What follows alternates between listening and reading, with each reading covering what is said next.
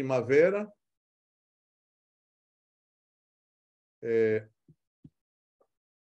Esse aqui... Espera aí, só um minutinho que eu estou aqui com... Esse é o Jardim Primavera, em São Paulo, tá? E está aparecendo aqui, só um minuto. A tela aqui está mostrando todo mundo que entra. Está muito interessante aqui. Ok.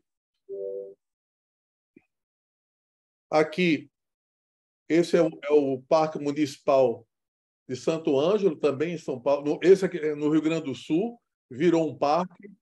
Então, o que eu estou tentando dizer? Eu estou tentando dizer que os principais lixões, certo, do país e de fora do país, que de fato houve uma ação do poder público, eles se transformaram em alguma coisa útil para a sociedade, tá? No Brasil, nós temos ainda uma condição bastante complicada do que são os lixões. A gente tem ainda uma figura chamada de aterro controlado, que, para mim, é um lixão igualmente, e a gente tem os aterros sanitários, que são as chamadas condições adequadas para dispor os resíduos ou os rejeitos que não mais podem ser utilizados para nada. A situação evoluiu positivamente de 2010 para 2020, mas o Nordeste ainda é a pior região do país, porque nós temos apenas 35%, 36%, 41%, no Nordeste, 35%, que são municípios que destinam corretamente seus resíduos. Tá? Esse número é muito ruim, mas é o inverso que existe na região Sudeste e Sul. Na região Sudeste e Sul, 72%, 70% dos resíduos são destinados corretamente para aterros sanitários. Se a gente olhar esse mapa aqui, a gente observa que cada quadradinho desse é um município. E no Nordeste, as capitais, tem alguns aterros nas capitais, mas no Sul, a densidade de aterros sanitários ou de disposição adequadas é muito grande. Tá? Então, o que Anísio estava falando no começo, né? Em termos de quantidade de disposição adequada, quando a gente fala em termos de quantidade de resíduos, a gente tem 60% colocados adequadamente. Só que isso não é exatamente assim. Bom, os números dos lixões se assustam, as dimensões sociais também assustam, que foram etapas vencidas em Pernambuco. Tá? As bases de dados elas são contraditórias. Cada instituição tem uma base de dados que nem sempre uma bate com a outra. Por exemplo, no Brasil, a gente gera por ano 76 milhões de toneladas em 2020. Dessas, 60% vão para a destinação adequada e 40% vão para lixões. Tá?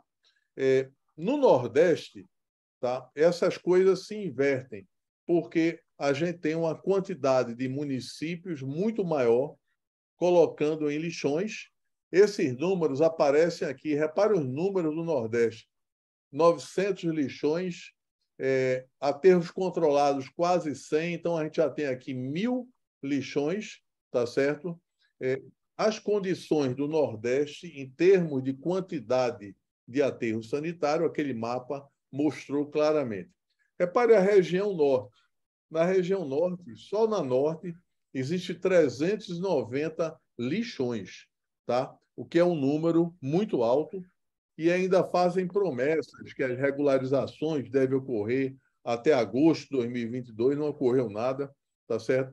Então, é uma situação muito dramática da região norte.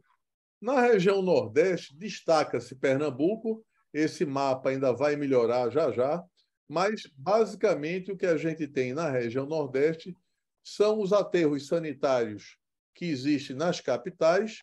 O estado de Pernambuco vai bem, vocês vão ver já já, e o estado da Bahia também vai muito bem. Os demais estados, praticamente o que a gente tem são lixões e aterros sanitários nas capitais. Pernambuco, esse mapa é de setembro. Pedro vai mostrar os mapas atuais do estado de Pernambuco. Isso aqui foi setembro de 2022, mas Pernambuco está praticamente todo verdinho e em 2023 está 100% verdinho. Pedro vai falar sobre isso, tá? Mas eu só queria fazer um destaque de Pernambuco, que eu participei dessa história. Em 2000, ou seja, há 22 anos atrás, Pernambuco tinha um único aterro sanitário, um único, um. A gente fez um diagnóstico naquela época, em 2019 para 2020, e foi a primeira vez que a gente divulgou que Pernambuco tinha 184 menos um município com lixão. E mostramos as fotografias dos lixões de Pernambuco. Essa reportagem saiu na Folha de Rosto do Diário de Pernambuco e foi a primeira vez que o Diário de Pernambuco, veja, eu estou falando 2000, não estou falando de 1900, não. Foi a primeira vez que o Diário de Pernambuco publicou alguma coisa em termos de lixo, tá? Em termos de resíduos sólidos. Hoje, a gente praticamente não tem mais lixões, e é muito importante que a gente discuta Pernambuco pensando no que fazer com os locais cujos lixões foram encerrados e também discutir como a política nacional de resíduos sólidos, que prevê separação, triagem, comercialização de resíduos, pode sim Boa noite. existir aqui em Pernambuco. Algumas etapas para encerramento de lixão, isso pode interessar alguém no momento da discussão, tá? Alguns desafios, repare que tem encerramento quando o lixão se transforma em aterro. Tem encerramento que simplesmente cobre os resíduos e tem encerramento que remove os resíduos de um lugar para o outro, tá? Então, em Pernambuco tem diferentes tipos de encerramentos, tá? E a gente também precisa discutir os locais, como ficou, os passivos ambientais e o que fazer das áreas que foram encerradas. Para isso, a gente tem que ter um diagnóstico de situação, a situação atual da área, caracterização da área de influência direta, análise técnica comparativa de alternativas, recuperação ambiental, avaliação de impacto e conceito do projeto para um uso da área. Aí são algumas etapas metodológicas, como diz Anísio, né? Teoria, né, Anísio? E na prática, se não seguir isso, vai dar errado, isso eu garanto, tá certo? Depois, a gente tem alguns trabalhos que estão sendo feitos por nós nesse momento. Na Bahia, nós temos 3 encerramentos. Quem está financiando é a GIZ da Alemanha e o BID, o Banco Interamericano. Na Paraíba, a gente tem um encerramento. Quem está financiando é a Prefeitura Municipal de João Pessoa e o BID. Está se transformando o lixão do Roger num parque socioambiental, tá? Em Paulista, a gente também tem uma recuperação que é promovida pela Inove, que é a empresa que atua em Paulista, e em Camaragibe nós temos uma recuperação que está sendo bancado pela Unip e a Unesco para a indústria. Então, cada um desses locais tem um uso futuro da área. Isso é fundamental existir o uso futuro da área, sob pena dessa área, mais cedo ou mais tarde, poder retroagir para uma situação vexatória de lixão. Isso é o do senhor do Bonfim, que é assim, e está sendo transformado em células cobertas, uma unidade de transbordo e de triagem. Então, isso são projetos que estão sendo executados neste momento, lá em Senhor do Bonfim, na Bahia, e os resíduos do Senhor do Bonfim já estão indo para um outro local, um aterro sanitário. Isso ainda é Valença, na Bahia, um aterro que sofreu um escorregamento. Então, estamos fazendo a recuperação desse escorregamento. É como a gente diz, além de queda, né? Esse aterro sofreu escorregamento, primeiro tem que resolver o escorregamento para depois resolver a questão ambiental. E aí são etapas que se seguem para se executar. Itacaré é um lixão encravado na Mata Atlântica da Bahia. Seguiu-se etapas de investigação geoambiental, sondagens, elaboração de projetos. Isso tudo foram estudos realizados por nós.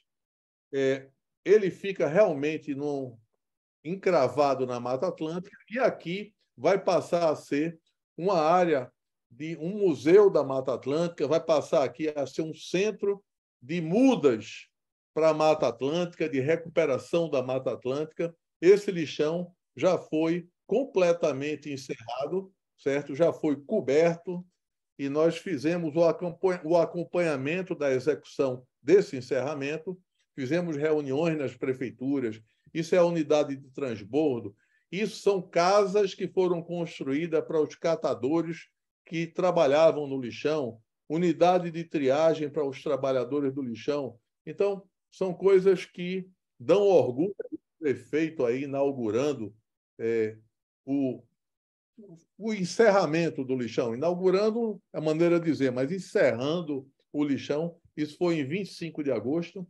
O Roger, que também é um outro projeto muito legal, criação do parque. O Roger era isso.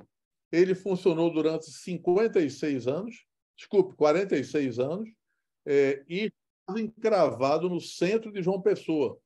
Foram feitos parques, mas o parque, na época de 2011, não vingou, apesar de ter sido feito obras e tudo. Aí depois ele viu um lixão e agora está sendo feito um parque com financiamento tanto da prefeitura como do BID, com o setor de lazer, com parque infantil, com o setor de arte e cultura, ou seja, o setor de centro de produtividade, profissionalização de catadores, ou seja, dando uso a um espaço que é próximo à cidade, com quadra de esportes, com edificações completamente adaptadas a um antigo local de aterros, certo?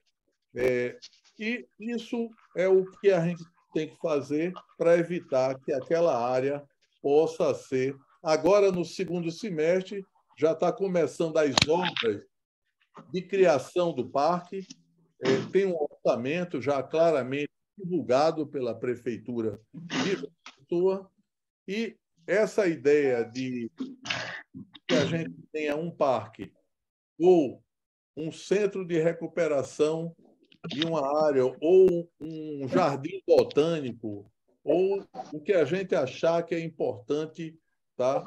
Para que aquela área seja utilizada pela sociedade. Isso deve ser fortemente incentivado para evitar que volte a ser um lixão. Às vezes a prefeitura bota num aterro sanitário distante e uma nova gestão não tem uma quantidade de recursos suficiente para isso, para bancar aquela taxa de lixo. E, na prática, ele tende a voltar a utilizar o lixão se aquela área não for bem aproveitada pela sociedade. Então, era isso que eu queria comentar. Estou disponível aqui para os debates. A gente trabalha por Pernambuco desde essa época aí, desde 2020 a 2022, 23, né? E estamos aí, na luta, tá? Era isso que eu tinha para falar. Agradeço aí, Anísio, e vamos embora discutir. Muito obrigado, Bahia, pela sua aula, pelo seu conhecimento histórico e o seu conhecimento do dia a dia, porque nós temos novos desafios. Nós Sim. conseguimos zerar os lixões, mas novos desafios aparecem. E a sociedade tem que enfrentar esses desafios, porque dentro desse desafio também tem oportunidades de gerar renda, gerar emprego, da reciclagem do material, da coleta seletiva. Então, existem também muitas oportunidades, não só econômicas, sociais e ambientais. Então, a gente vai dar continuidade agora com o Pedro Coelho, que vai fazer a sua apresentação, mas, desde logo, parabenizo o Tribunal de Contas do Estado de Pernambuco, que foi fundamental para que o pernambucano pudesse desfrutar de um meio ambiente mais saudável e uma qualidade de vida melhor. Muito obrigado, Anísio. Boa noite a todos. É uma satisfação estar falando aqui para vocês. Quer dizer, é um trabalho nosso, não é, Jucá? Que é de todos nós que nos envolvemos, nós do tribunal, o pessoal da academia, a gente, para poder começar a fazer o trabalho da gente, a gente bebeu muito na fonte de Fernando Jucá, de Bertrand e de tantos outros especialistas aqui no Estado, né? Eu vou apresentar aqui e agradecer muito à FIEP para estar dando essa oportunidade da gente apresentar esse trabalho que foi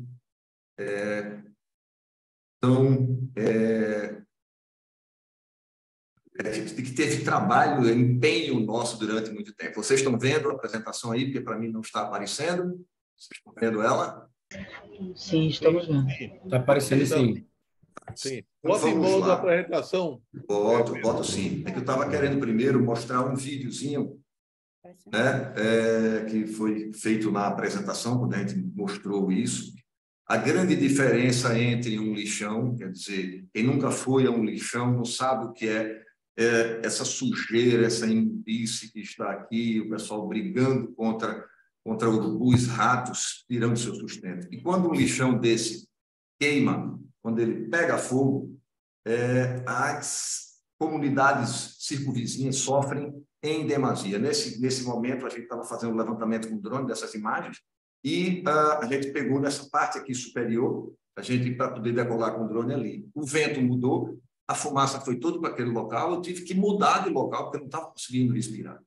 Então, imagine essas casas, tudo isso aqui, isso tudo são casas, tudo aqui são casas. Então, imagine essa população que vive ali diuturnamente, todos os dias está por ali e está recebendo essa fumaça e respirando essa fumaça. Então, essa é a realidade do lixão. Aí, quando você olha, apresenta coisas feito essa árvore de urubus, aí quando você olha no aterro sanitário, o resíduo está todo ele coberto, a parte de resíduo que você consegue ter acesso é apenas a parte que está na frente de operação, então ele ainda tem impermeabilização que coleta o chorume que é produzido na decomposição do lixo, coleta os gases e queima e produz, inclusive, hoje a gente tem 4 aterros no estado de Pernambuco que estão produzindo energia através da queima do gás da célula, do gás da decomposição do resíduo.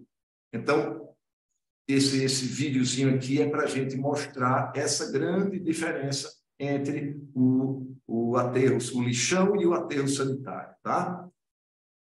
Então, isso daqui já fez o seu papel. Então, voltando aqui, a gente vai agora... Isso aqui é um time-lapse, é uma evolução lá da distribuição. Isso em vermelho são os municípios que depositam aí nesse momento em lixões e os em branco que já estavam depositando em aterro sanitário. Então, quando a gente começou esse trabalho, o tribunal começou com o diagnóstico lá em 2014, o trabalho vem bem antes disso, como o Jucá falou, mas a gente encontrou 155 municípios no estado de Pernambuco depositando em lixões dos 184. Então, imagine a confusão que era, a gente está falando e dizendo a todos que tinham que se adequar. Graças a Deus, conseguimos agora. O último lixão de Pernambuco fechou no dia 17 de março de 2023. Então, isso foi uma grande conquista que tem que ser comemorado, mas não é o final, tá? E daqui a gente vai ver que ainda tem muita coisa a ser feita. Só dando um passeio, esse foi a evolução que a gente teve em Pernambuco, ou seja, nós passamos aqui, em 2014, apenas 29 municípios do estado depositavam em aterros sanitários, 155 depositavam em lixões.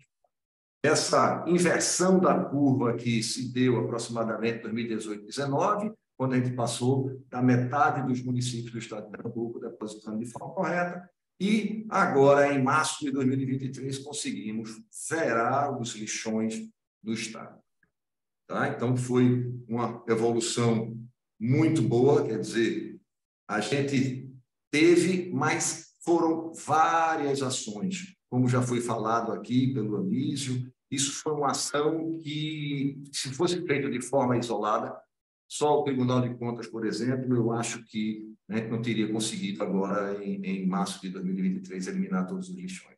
Teve a participação da academia, que foi quem nos supriu de conhecimento e tudo mais para a gente poder fazer os nossos trabalhos. Teve uma parceria grande que a gente vai falar daqui a pouco. Mas eu vou falar aqui das ações só internas do tribunal. Tá? A gente começou com esse diagnóstico lá em 2014 por conta da data prevista de eliminação de lixões, lá como agosto, prevista na Política Nacional de Resíduos Sólidos, lá para agosto de 2014. Então, nós fizemos o primeiro diagnóstico, divulgamos isso na imprensa, teve uma grande aceitação na imprensa, e a gente, todo ano, a gente manda esse resultado para o Ministério Público, para conhecimento, para eles poderem fazer os trabalhos deles. Esse diagnóstico a gente vem fazendo desde lá até 2023, tá?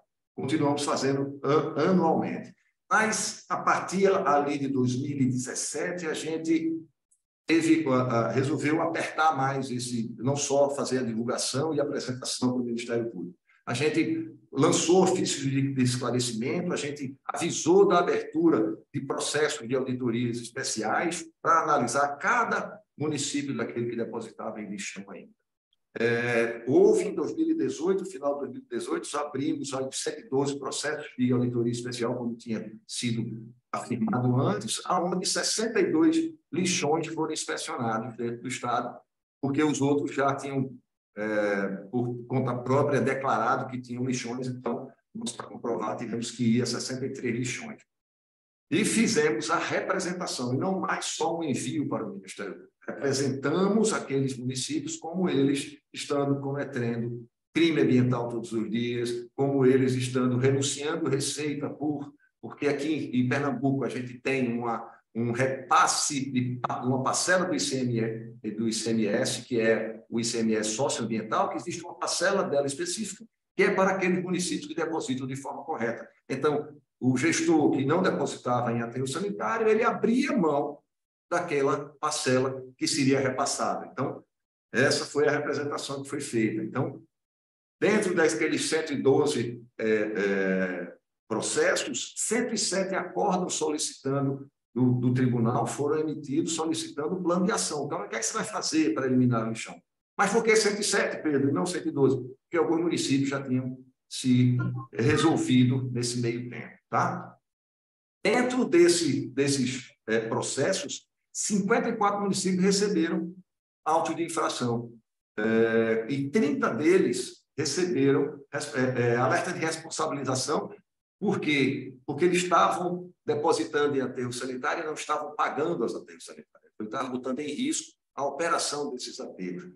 Então, a gente vê que foi uma gama de ações que foram feitas e teve um momento aqui em 2021 que foi reforçado essa cooperação entre órgãos e foi o que fez com que essa curva continuasse quase com a mesma inclinação até concluir a eliminação de lixões em março de 2023. Então, foram 27 gestores foram multados, o Ministério Público do Estado, em 2021, assinou 49 acordos de não persecução penal, né, apertando ainda mais os gestores.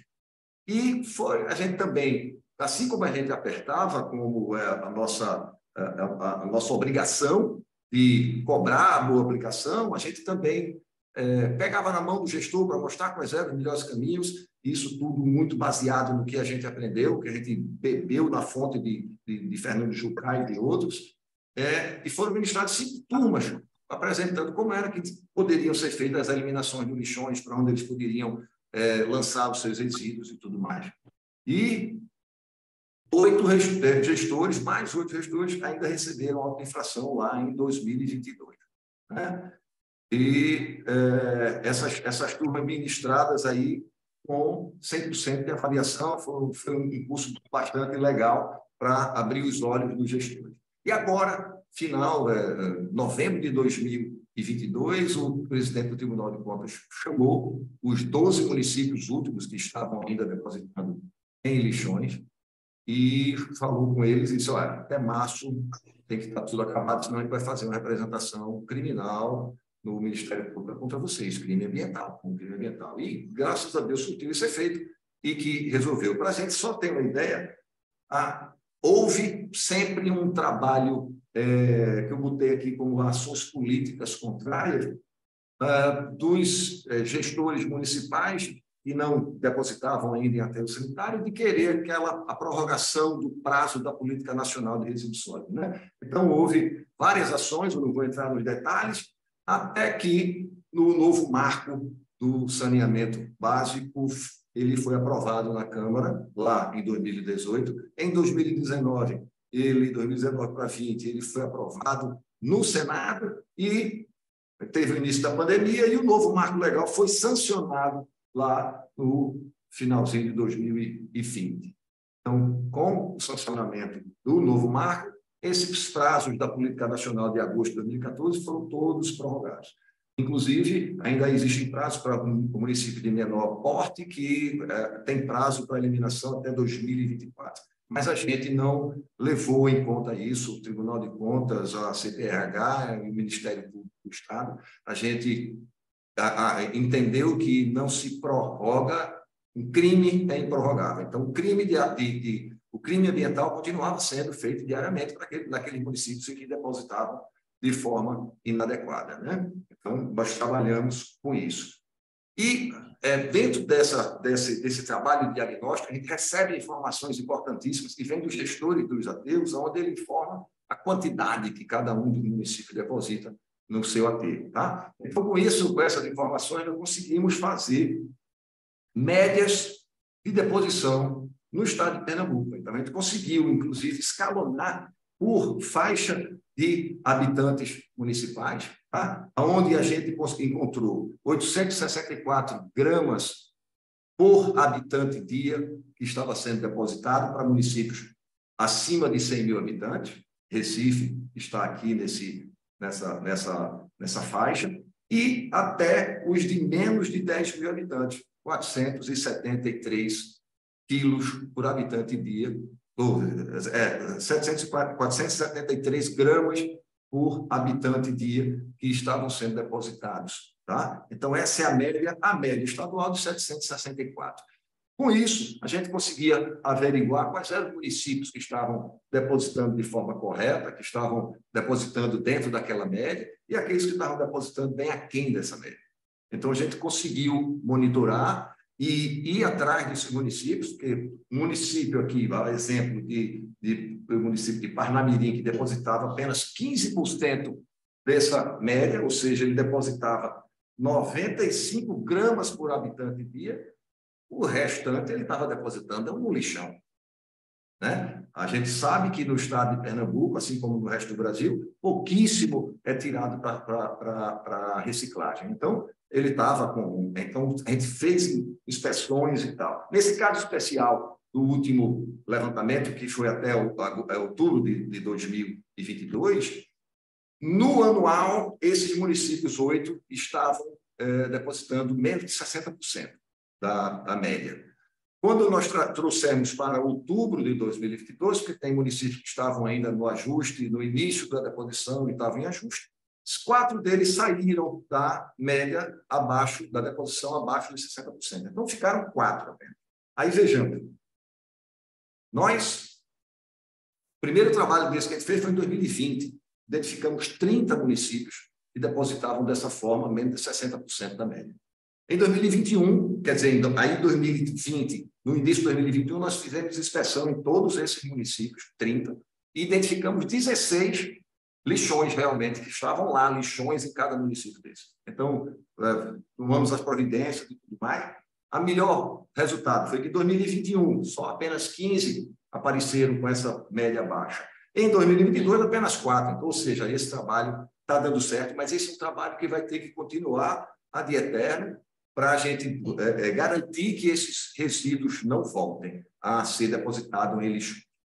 Quando a gente pega essa evolução de Pernambuco e a gente compara com o Brasil, que o nosso querido amigo Jucá mostrou, Jucá mostrou ali a deposição em quantidade, que era em torno de 60% estava sendo depositado em 2021, né, Jucá? Então, essa é a média do Brasil em número de municípios, não mais em quantidade de resíduo, tá? O Brasil, ele passou lá em 2014, ele partiu de 40% a média dos municípios, 40% todos os municípios do Brasil estavam depositando de forma correta.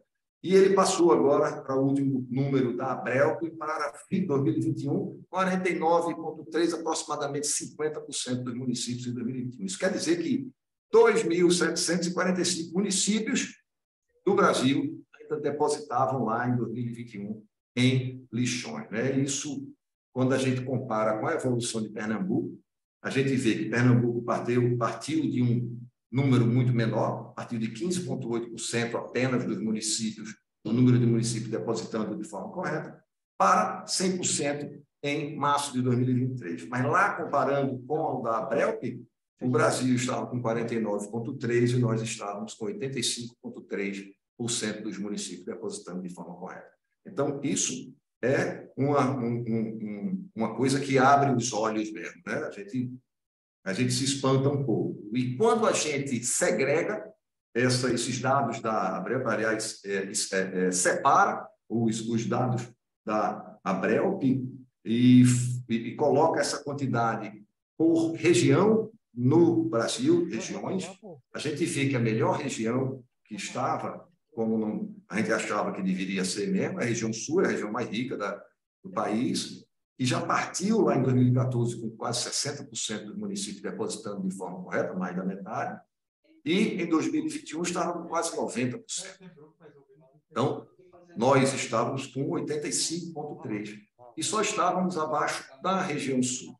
Só que nós continuamos com a nossa curva ascendente e chegamos agora em 2023 para conseguir esse intento. A gente teve a reunião hoje com o pessoal do Paraná, com o governo do estado do Paraná, eles perguntando como é que tinha sido, quais foram as ações que Pernambuco fez para conseguir eliminar todos os lixões, porque ele lá ainda tem lixões no Paraná. A gente soube que o Rio Grande do Sul, Santa Catarina tinha eliminado completamente os lixões em 2018. Assim como Alagoas, mas parece que Alagoas está tendo alguns problemas para manter essa eliminação. Bom, mas eu não sei isso ao certo. Mas o que eu sei é que o pessoal do Paraná está querendo pegar o nosso exemplo. Então, ótimo que isso aconteça e é importante que Pernambuco mande isso para o mundo. Aí, o que é que surge, né? Quando a gente vê esse gráfico, surge aquela pergunta: quais fatores fizeram Pernambuco ter desempenho diferente da média dos demais estados do Brasil? Por que isso? E isso foi exatamente aquela união que foi falada já aqui há pouco.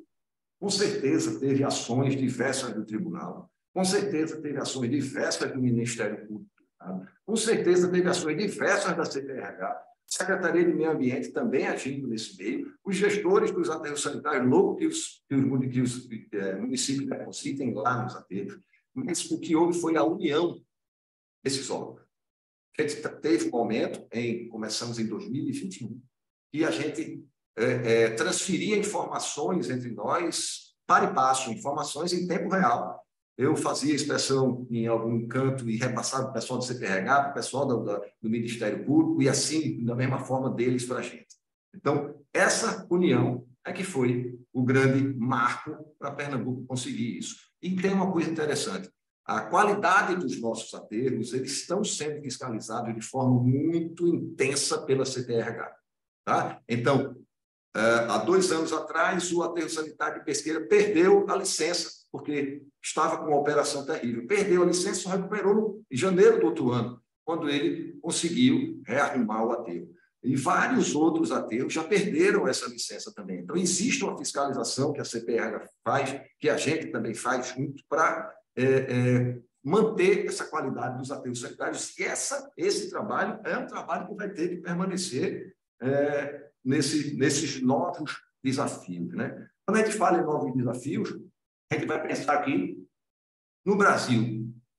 Quanto a gente separa no Brasil para reciclagem? A gente vê aqui que a média do Brasil é 1,76, dados lá do Anuário da Reciclagem de 2022 da Pragma. Apenas menos de 2% do Brasil é separado para reciclagem. 98,24% está sendo depositado de forma bruta nos aterros ou nos lixões. Tá? Então, trazendo aqui para o Nordeste, 0,7% apenas, 0,7% apenas é reciclado, é mandado para reciclagem aqui no Nordeste. E é muita coisa que a gente está jogando. Aí a gente pensa, esse negócio de reciclagem, todos nós conhecemos, a grande maioria daqui conhece, que é a hierarquia da gestão do resíduo sólido urbano, ele passa por várias etapas que estão contidas lá na Política Nacional de Resíduos Sólidos, que já foi dito aqui, que é uma lei muito boa, que abrange todos esses fatores aqui, que tem que haver primeiro a redução da produção, depois a reutilização do que a gente está produzindo, virar para a reciclagem, depois da reciclagem fazer reaproveitamento energético, seja ele por pegar a fração orgânica e fazer em biodigestores, produzir gás, ou seja, em queima, tipo pirólise ou coisa parecida. A gente tem que ter coragem para isso, para enfrentar essas coisas que são novas para a gente. E só o rejeito, não só não presta para nada, é que deve ser lançado em aterro sanitário. Aqui, no Brasil, nós lançamos quase 100% do resíduo dos aterros sanitários. Então, a gente está jogando esse dinheiro fora. Aí a gente pensa, isso é utopia, Pedro. Aqui isso não vai dar certo nunca. Em vários locais no mundo, isso está certo. Quer dizer, eu trouxe aqui um exemplo de Moraes, na Suécia, que é uma cidade lá da Suécia, que ele produz 200 toneladas dia e apenas 1% do que ele produz é depositado em aterro sanitário. Ele pega lá a fração orgânica, a matéria orgânica, ele produz mais de 3 milhões de metros cúbicos por ano de gás GNV. Tá? Então, ele abastece os caminhões de coleta e 300 outros veículos. E parte dele ele bota para recicláveis, e lá os recicláveis são separados na origem, e não como aqui a gente faz ainda em galpões de triagem e tal. E os demais que não servem para nada, que não são recicláveis de forma alguma, ele vai para a geração de energia. E lá ele gera 960 megawatts-hora por dia de calor e eletricidade. Então, Moraes é um exemplo ótimo, onde ele pega o resíduo dele, 27% ele lança para reciclagem, ele separa para reciclagem, 30% ele faz processo biológico, produz gás, né? E o que sobra dessa produção de gás, ele usa como fertilizante em massas e coisas parecidas. E o térmico, 43%, que não é viável para nada, eles queimam, de pirólise ou outro processo qualquer. E apenas 1% são as cinzas que sobram daqui do térmico, que ele lança em aterro sanitário. Então, existem vários outros, eu trouxe só o de Moraes, mas existem vários outros exemplos pelo mundo que é possível isso fazer. Então, quando a gente olha aquele gráfico de volta agora, trazendo o exemplo de Moraes, a gente tem aí que a gente ainda falta processar 19 milhões de toneladas por ano no Brasil. Muita coisa. Vamos ter uma ideia de valor disso? Vamos lá. Trazendo aqui o gráfico do Brasil, o gráfico do Nordeste e os números de Pernambuco. Pernambuco produz por ano 3 milhões e 300 mil toneladas de resíduo por ano. Então, trazendo isso para a realidade, essa realidade de Pernambuco, trazendo a realidade de Moraes para cá, a gente está falando aqui de 30%, que seria aproximadamente 1.000 toneladas por ano, onde teria pelo menos 238 mil toneladas de papelão a ser reciclado, 27 mil toneladas de plástico a ser reciclado, 18 mil toneladas de metal e 18 mil toneladas de vidro, fora os outros recicláveis. Então, é muito dinheiro que está se enterrando, se jogando fora. Quando a gente pensa no processo biológico, se a gente conseguir processar 30%, que dá 1 milhão de toneladas por ano, a gente poderia produzir, com o exemplo de Moraes, 139 mil metros cúbicos de GNV, do gás veicular, tá? Que daria para abastecer 3 mil caminhões durante o ano, ou 12 mil veículos. Então, é um bocado de dinheiro que a gente está jogando fora. E para o térmico, trazendo também o exemplo de Moraes para cá, para Pernambuco, onde a gente poderia estar utilizar quase 1,5 milhão de toneladas por ano, a gente conseguiria produzir 133 megawatt-hora por dia. Isso daqui dava para a gente abastecer 10% da iluminação pública de Pernambuco, do estado como todo, ou a iluminação pública total aqui da capital de Recife. Então, isso é dinheiro, isso é muito dinheiro que a gente está jogando fora. Então, a gente tem que ter coragem para enfrentar essa nova realidade, começar a fomentar nós, como órgãos de controle externo, a academia com as ideias que o Jucá sempre traz, que são muito boas e tudo mais do que fazer, o que é que nós temos que fazer. E a gente precisa ter coragem para começar a colocar isso em prática. É lógico que a gente não vai passar de Pernambuco a Moraes do dia para a noite. Isso tudo é uma longa caminhada, né, Jucá? Todos nós sabemos que é uma longa caminhada, mas a gente tem que começar e tem que começar logo. Esses são os grandes próximos passos que nós temos para fazer, além do que manter tudo que conseguimos até hoje. Tá? Então, é isso daí. Queria agradecer muito aqui a oportunidade e estamos aqui abertos para... Eu tenho que matar aqui. Para Stock Shepherd. Estamos abertos para os questionamentos, as perguntas, e é isso, minha gente. Pedro, muito obrigado pela sua apresentação. Você trouxe muitas informações, você trouxe muitos dados, e isso mostra a importância desse trabalho articulado. A gente vê, houve uma ação muito efetiva do Tribunal de Contas, mas ele teve também a colaboração do CPRH, da Secretaria Estadual do Meio Ambiente e Sustentabilidade, a gente teve a academia junto, o Ministério Público. Então, todo este time articulado, com um objetivo muito claro, conseguiu efetivamente chegar no local que se queria. E melhor ainda, a gente está sabendo, já está vendo aí que Pernambuco é um case de sucesso. Outros estados já estão querendo ver o que foi que vocês fizeram aí para dar certo. A gente quer ver isso. Então, isso é muito bom e o pernambucano precisa saber disso.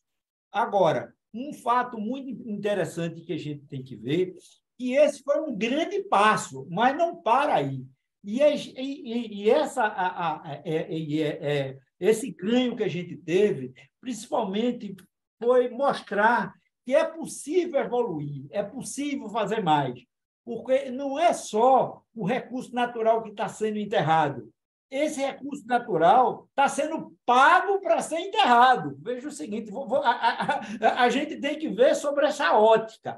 E esse recurso, no caso que a gente sabe, na composição gravimétrica, em aproximadamente de 45% a 50% é matéria orgânica, poderia servir de compostagem, e principalmente no interior, essa compostagem servir para adubo, certo? E os 35% de materiais passíveis de reciclagem, aí é onde a indústria entra. A indústria tem interesse no reaproveitamento de papel, papelão, reaproveitamento de plástico, reaproveitamento de metais, e com isso a gente vai gerar renda, vai gerar emprego, vai gerar tributos e dar uma melhor qualidade de vida.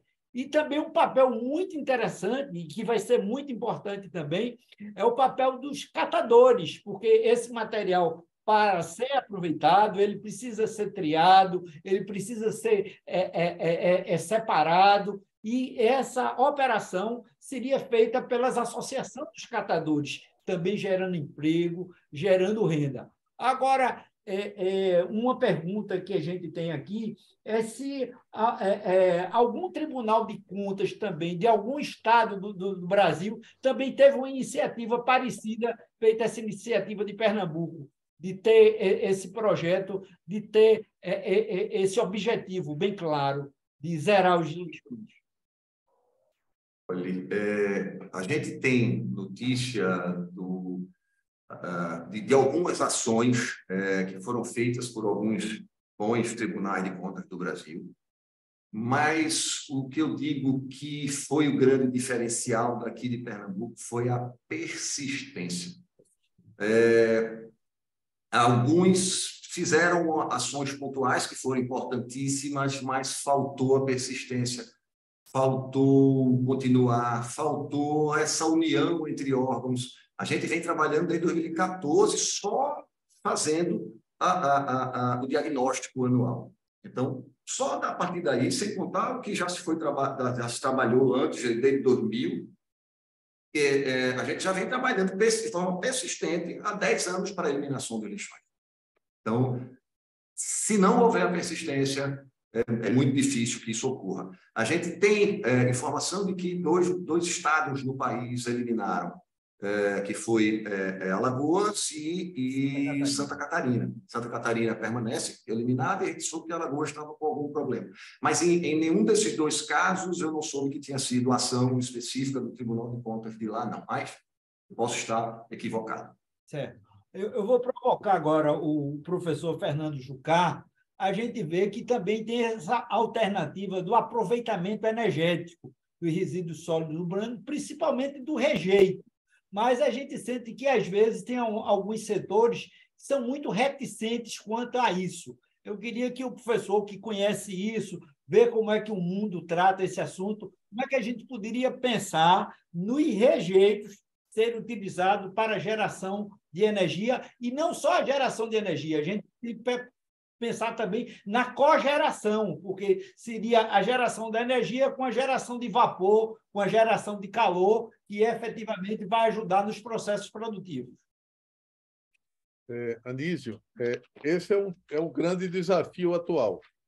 É você transformar os resíduos em energia, e a maior dificuldade que a gente está tendo nesse momento é a falta de uma política pública clara para que os empresários se sintam confortáveis em atuar nesse setor.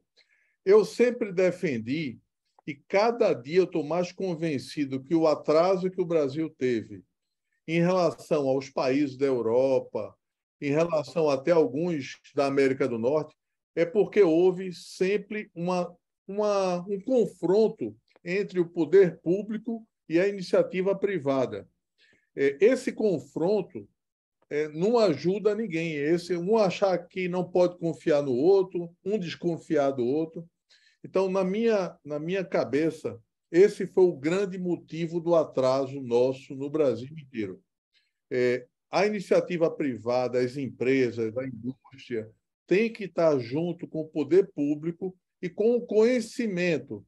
Esse conhecimento pode estar em qualquer lugar, pode estar na academia, nos institutos de pesquisa, no governo, etc. Não importa, tá certo? Mas o poder público e a iniciativa privada têm que estar juntos. Para você ter ideia nisso, hoje 90% dos resíduos de Pernambuco estão indo para a iniciativa privada. Os grandes aterros, que a gente tem aí 22, 23, 24 aterros sanitários, são todos privados, entendeu? Então, na prática, o setor privado entrou. E essa entrada do setor privado, que muitos achavam ruim, foi bom, foi muito bom, tá certo? Então, para dar o segundo passo e retirar, a gente tinha uma política clara, né? Quem botasse lixo em lixão era criminoso. Quem botasse em aterro sanitário ganhava o ICMS socioambiental. Então, a gente tinha uma política clara de, vamos dizer, incriminar quem não colocava e beneficiar quem colocava em aterro sanitário.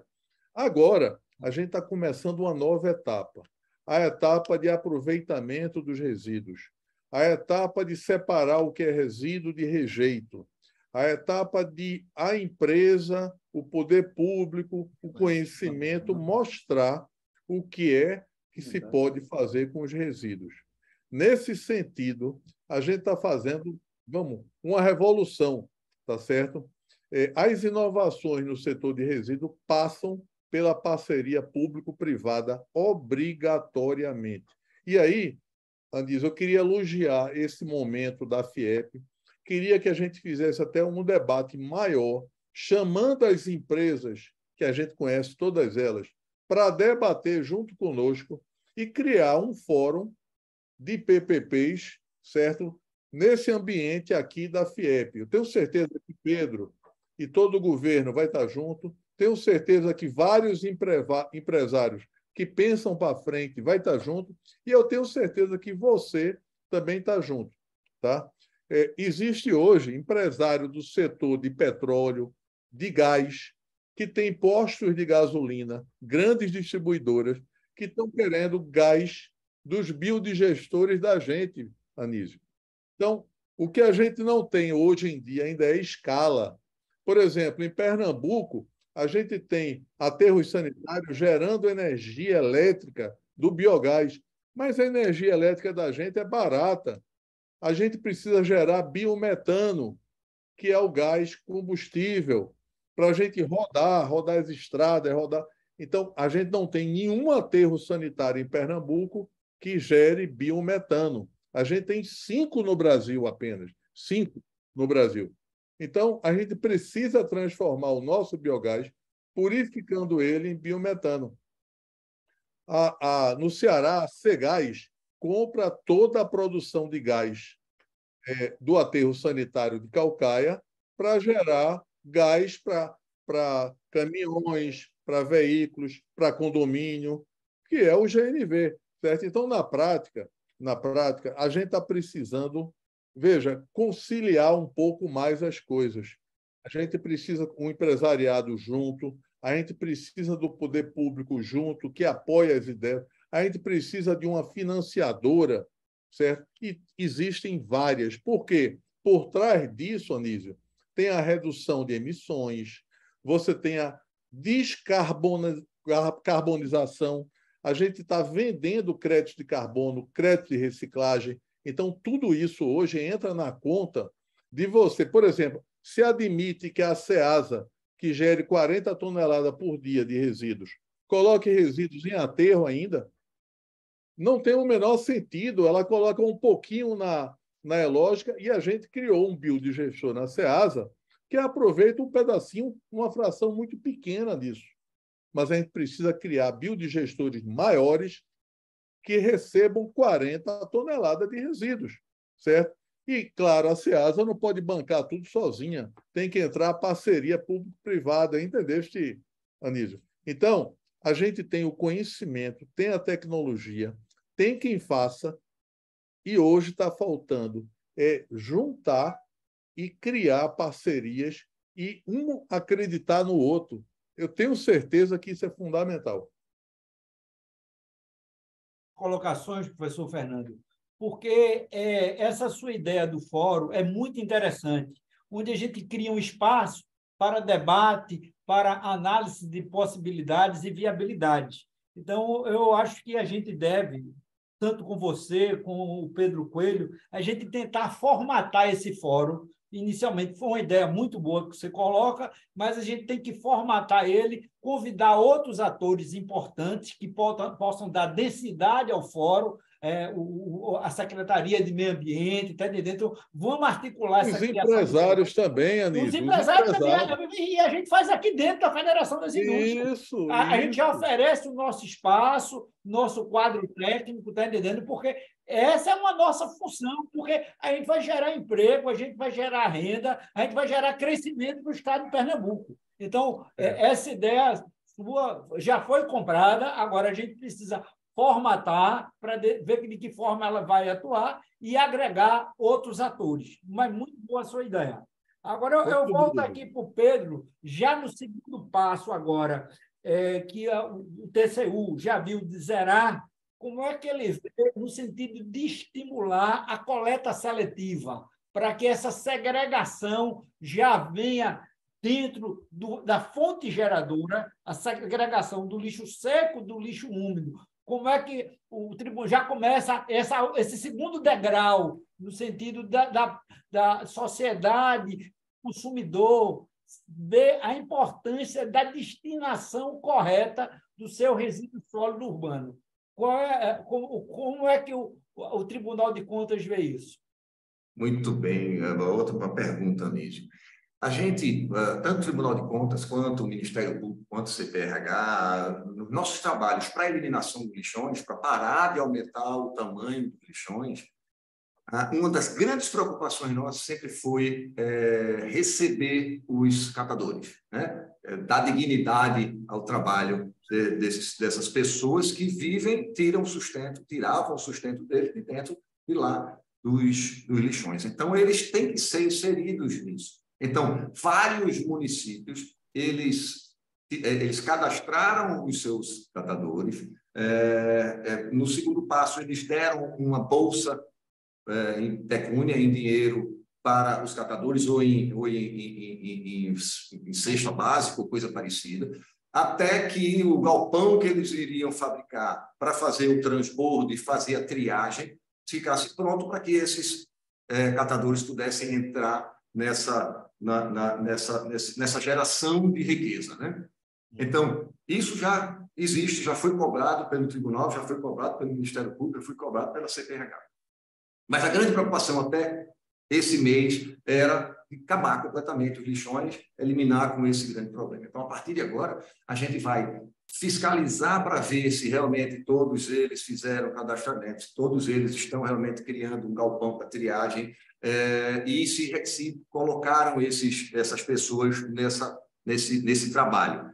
Mas aqui a gente está falando de separação em galpões, aonde a gente sabe que o ideal é quando um resíduo chega na CTR Pernambuco, no Ecoparque Pernambuco, e que vem de dentro de um caminhão compactador e que lá eles fazem separação, eles têm um galpão para fazer separação. Quando esse lixo é despejado lá, dentro do compactador, não se aproveita mais nada de papel e papel, porque tudo está impregnado. Aproveita-se muito pouco de plástico, porque está tão misturado, tão impregnado, que às vezes é difícil de conseguir a separação por conta da compactação. Então, para ter uma ideia, eles estavam falando lá que eles conseguem tirar algo em torno de 20% do que chega e que é colocado para reciclagem, para eles separarem. É muito pouco. A gente pode separar, se for a separação na origem, a gente pode utilizar pelo menos 30% para reciclagem, mais 30% para produzir gás, GNV, seja o que for, e o resto para queima, se for o caso que não é servível, né? Porque o que fala-se de não servível, e o pessoal fica com muito medo, já ouvi essa conversa muito do pessoal que trabalha com catação e tudo mais, é que o inservível, às vezes, existe algum produto que em algum lugar do mundo ele é reciclável. Ele é reciclado, mas aqui não tem mercado. Ou seja, não adianta separar se não existe indústria para colocar. Então, isso que não é economicamente reciclável vai-se embora para queima. Sim, vai para queima. No dia que criarem uma que aproveite tal produto que está indo para queima, tira da queima e volta para a reciclagem.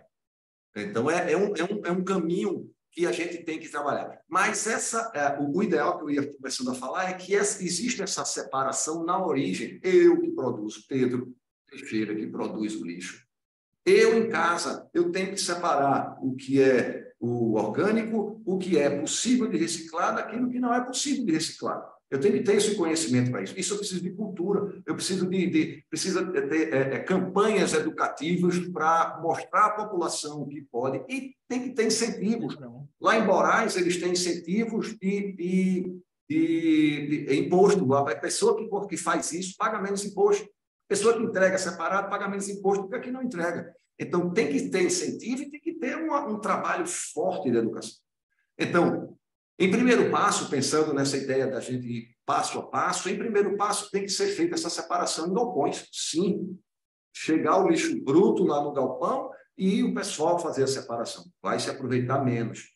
Num segundo passo, com a campanha, só vai para o galpão o que é possível ser aproveitado. Então, você, inclusive, expõe menos as pessoas que estão trabalhando nos galpões a produtos que ele não vai reciclar, então ele só pega o material seco e já só faz a separação por classes.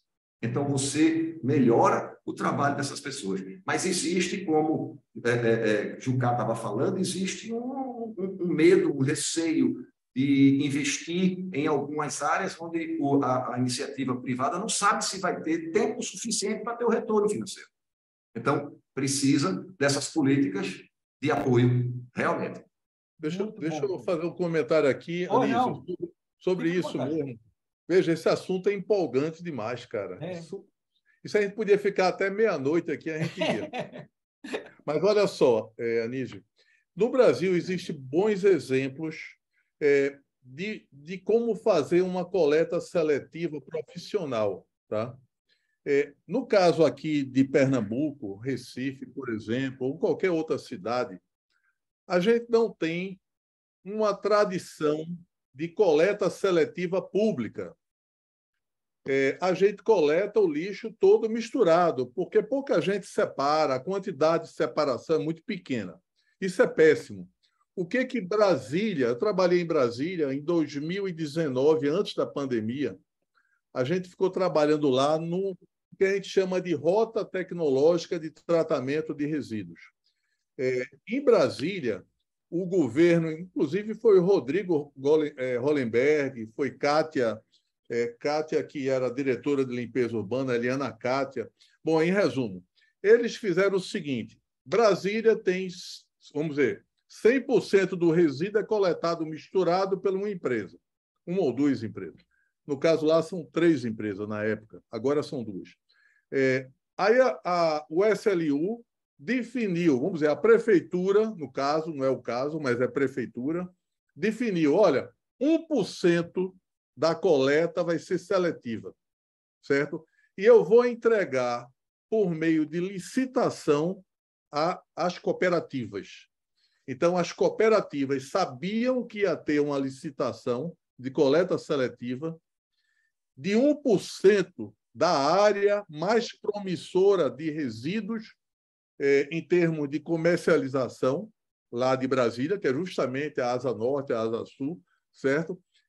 E se prepararam e entraram na licitação. Então, a empresa que fazia a coleta misturada perdeu 1%.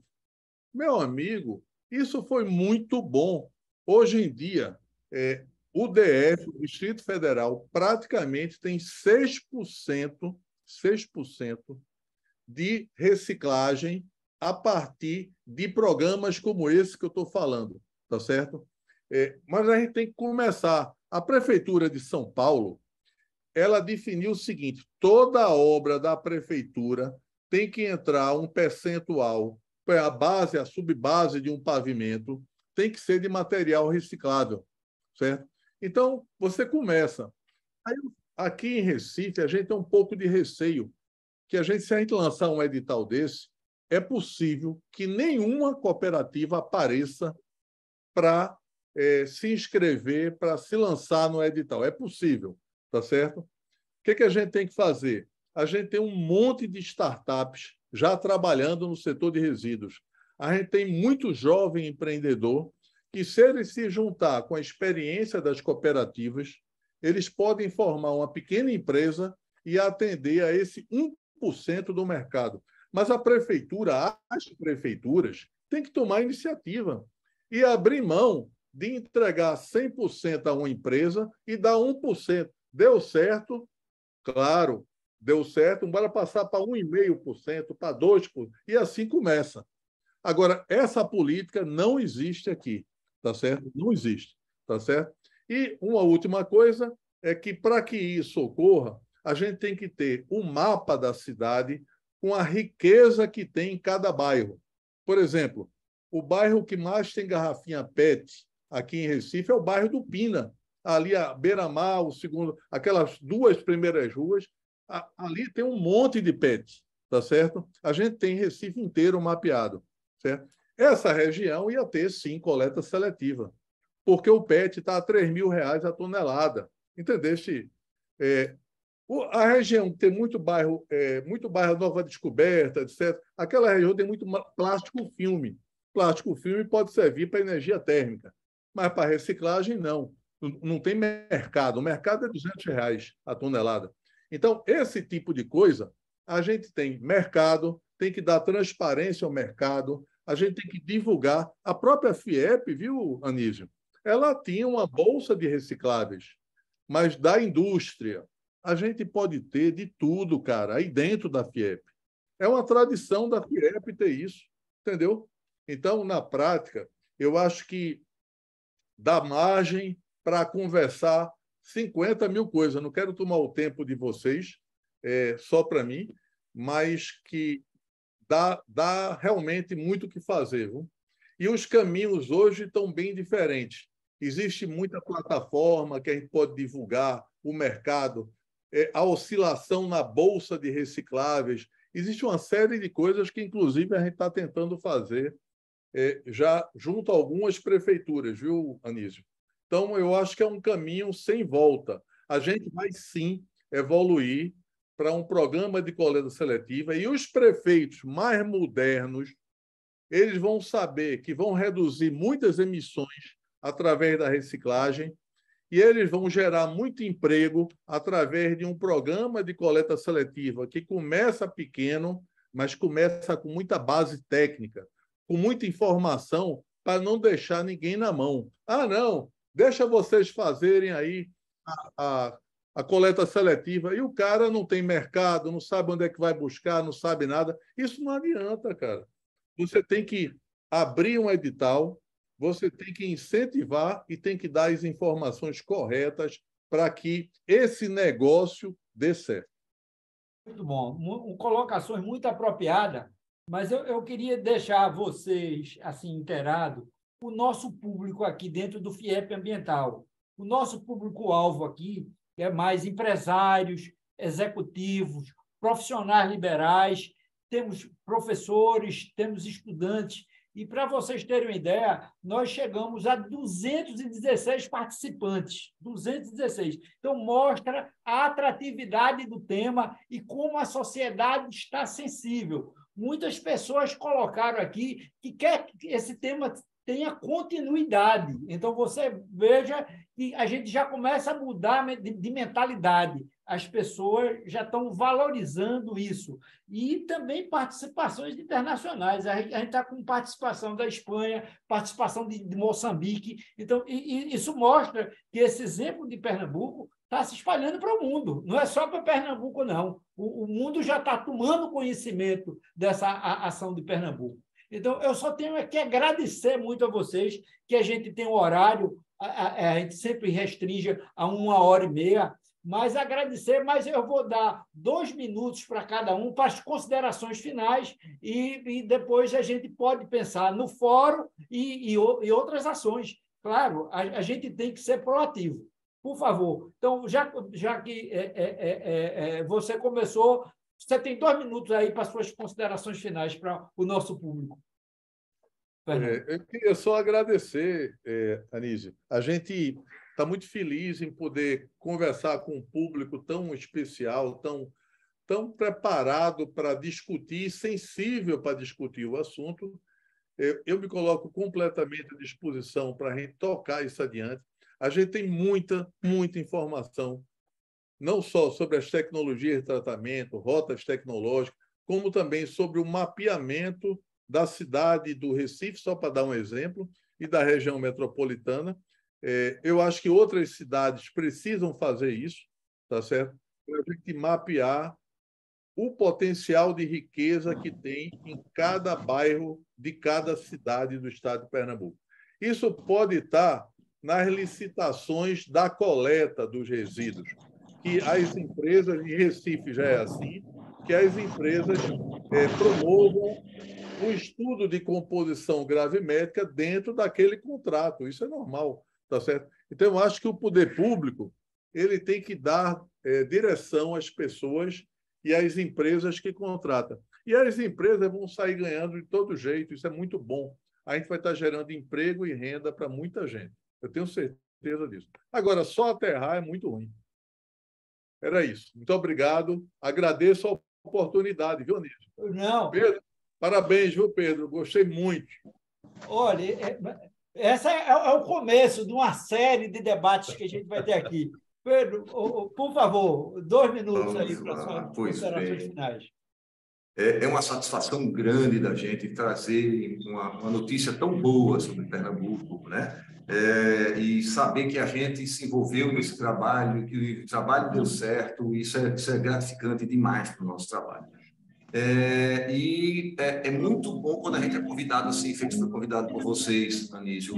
A FIEB está de parabéns com esse evento maravilhoso, porque a partir de agora, como eu disse anteriormente, a gente tem que ter coragem para enfrentar os novos desafios e as barreiras que vão aparecer. Não fiquem pensando que não vai aparecer barreira, não. Vai aparecer um bocado de barreira.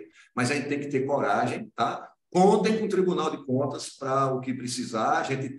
Nós somos servidores públicos e nós estamos aqui para servir mesmo e podem usar o Tribunal de Contas. Outra, quem por acaso tiver alguma denúncia a fazer de algum município daqui de Pernambuco que esteja com problema, depositando em algum lugar escondido, denuncie, entre lá no site do tribunal, denuncie que vocês são a grande ferramenta de alcance do Tribunal de Contas.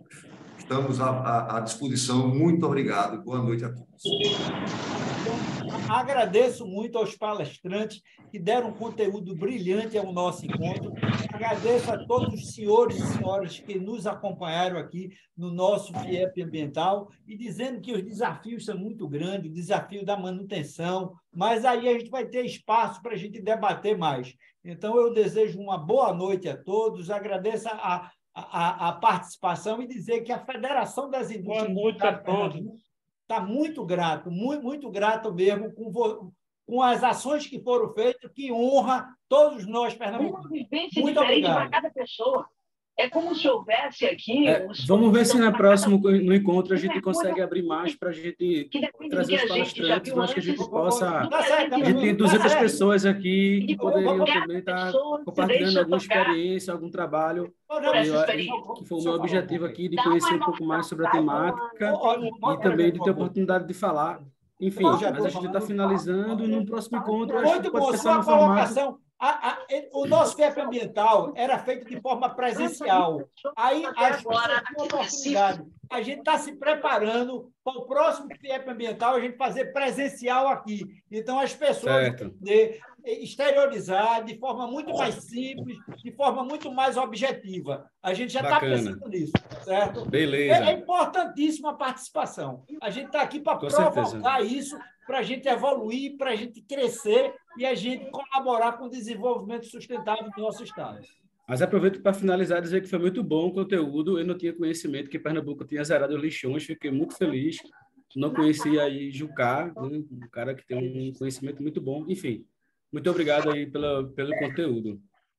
Muito obrigado a vocês. Uma boa noite a todos. Boa noite. Boa noite.